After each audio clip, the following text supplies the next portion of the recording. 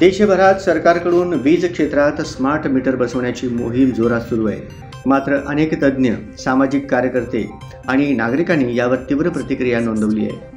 त्यांचे मत आहे की भारताला सध्या स्मार्ट मीटरपेक्षा जास्त गरज स्मार्ट शाळा, दर्जेदार शिक्षण व्यवस्था आणि उत्तम दर्जाचे सरकारी रुग्णालय उभारण्याची आहे. सध्या ग्रामीण आणि शहरी भागात अनेक शाळांची इमारत जीर्ण झाली असून विद्यार्थ्यांना पुरेशी शैक्षणिक साधने उपलब्ध नाहीत. शिक्षकांची कमतरता, विज्ञान तंत्रज्ञान विषयातील प्रयोगशाळांचा अभाव तसेच संगणक शिक्षणाच्या अपुऱ्या सुविधा यामुळे शिक्षणाच्या दर्जावर थेट परिणाम होत आहे.